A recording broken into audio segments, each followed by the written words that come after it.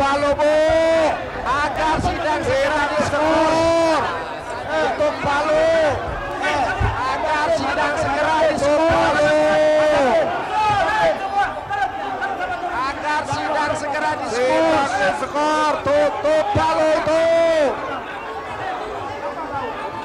Yang pertama, kalau ingin melihat, membuktikan, mengetahui, hak angket paling bagus karena kita menyelidiki. Itulah yang kemudian saya usulkan waktu itu. Di bawahnya interpelasi. Minimum sebenarnya Komisi 2 memanggil penyelenggara pemilu, apa yang terjadi? IT-nya lah, kejadian setiap TPS kok melebihi 300, ini kan anomali. Masa kayak gini diam aja? Enggak lah. Dengan adanya inisiatif angket, proses di DPR bisa berjalan. Kami siap dengan data-datanya dan di bawah kepemimpinan fraksi terbesar, maka proses DPR bisa berjalan. Saya yakin Partai Koalisi Perubahan siap untuk menjadi bagian. Ya itu hak demokrasi, nggak apa-apa. Saya nggak tahu karena hak angket itu bukan urusan paslon ya, itu urusan partai. Apakah partai itu menggertak apa enggak, saya nggak tahu dan tidak ingin tahu juga.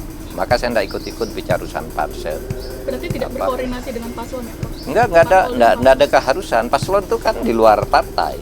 Ya, urusannya paslon itu pilpresnya. Kalau politiknya itu kan partai. Partai itu ya DPR. DPR itu nanti kan partai-partai yang kan. Saya tidak akan berkomentar lah soal hak angket, hak interpelasi itu urusan partai-partai, mau apa enggak. Kalau enggak mau juga saya tidak punya kepentingan untuk berbicara itu.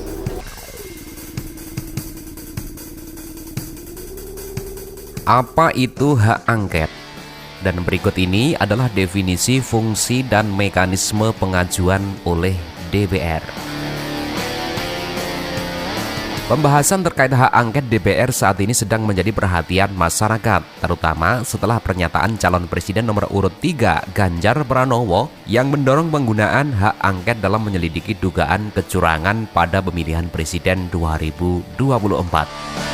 Hal ini pun memunculkan pertanyaan di kalangan publik tentang apa sebenarnya hak angket itu dan bagaimana cara untuk memperolehnya. Dan mungkin saja kawan-kawan semuanya ingin tahu jawabannya. Yuk coba kita simak berikut ini. Menurut informasi yang terdapat di laman resmi DPR Republik Indonesia, hak angket adalah wewenang yang dimiliki DPR untuk melakukan penyelidikan terhadap implementasi undang-undang atau kebijakan pemerintah yang dianggap penting, strategis, dan memiliki dampak yang luas dalam kehidupan masyarakat, bangsa, dan negara. Dan penggunaan hak angket dilakukan ketika terdapat dugaan bahwa kebijakan atau pelaksanaan undang-undang tersebut tidak sesuai dengan ketentuan perundang-undangan yang berlaku. Dan sementara itu, berdasarkan informasi dari situs resmi Mahkamah Konstitusi Republik Indonesia, hak angket DPR memiliki filosofi dasar sebagai instrumen check and balance dalam sistem demokrasi presidensial yang dianut oleh negara ini. Artinya, hak angket memiliki tujuan khusus yaitu untuk mengawasi lembaga eksekutif di bawah kepemimpinan presiden.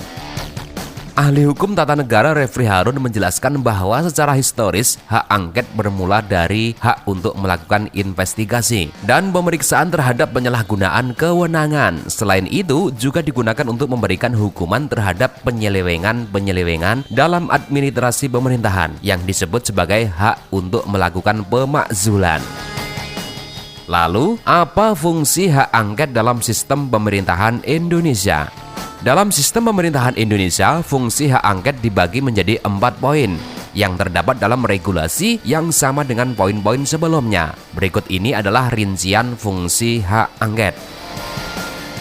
Pertama, menyelidiki implementasi undang-undang atau kebijakan pemerintah yang diduga bertentangan dengan peraturan perundang-undangan. Dan yang kedua, menyelidiki pejabat negara atau pemerintahan, badan hukum atau warga yang tidak memenuhi panggilan DPR setelah 3 kali pemanggilan berturut-turut tanpa alasan yang sah. Ketiga, menyelidiki pejabat negara atau pemerintahan yang mengabaikan atau tidak menjalankan rekomendasi DPR terkait kepentingan bangsa dan negara. Dan untuk yang keempat, menyelidiki pejabat yang tidak menjalankan kewajiban, keputusan, atau kesimpulan rapat hasil kerja Komisi DPR dengan pemerintah. Dan sebagai dampak yang mungkin timbul melibatkan pemecatan anggota pemerintahan yang terbukti bersalah atau pemberian sanksi hukum yang sesuai dengan pelanggaran yang mereka lakukan. Lalu, bagaimana mekanisme pengajuan hak angket? Pengajuan hak angket tidak dapat dilakukan secara instan dan melibatkan serangkaian syarat yang harus dipenuhi oleh anggota legislatif.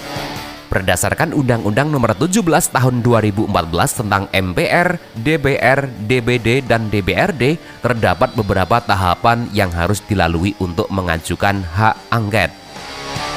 Pertama, minimal 25 anggota parlemen yang lebih dari satu fraksi. Pengajuan hak angket memerlukan dukungan minimal 25 anggota parlemen dan dukungan tersebut harus berasal dari lebih dari satu fraksi di DPR.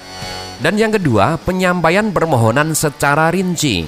Permohonan pengajuan hak angket harus disampaikan dengan materi kebijakan atau pelaksanaan undang-undang yang akan diselidiki. Alasan-alasannya juga harus dijelaskan secara rinci. Dan yang ketiga adalah daftar nama dan tanda tangan.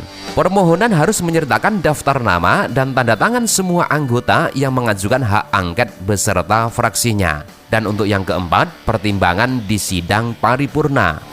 Permohonan hak angket kemudian akan dibawa ke sidang paripurna untuk dipertimbangkan apakah akan diterima atau ditolak.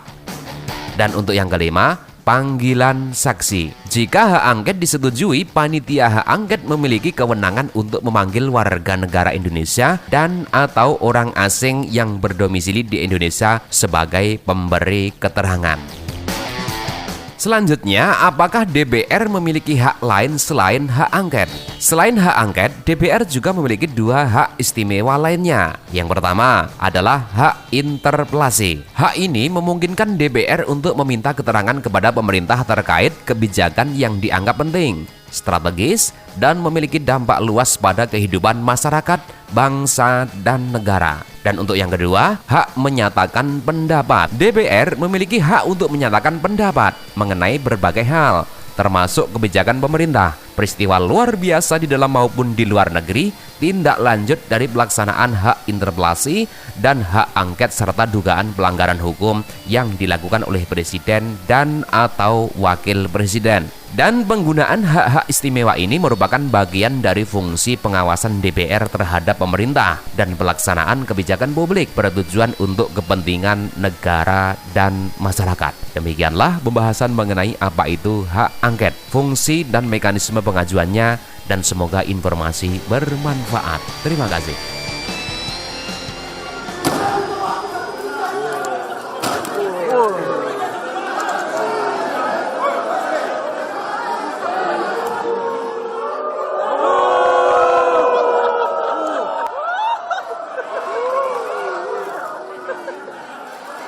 Ini baru bagus gambarnya.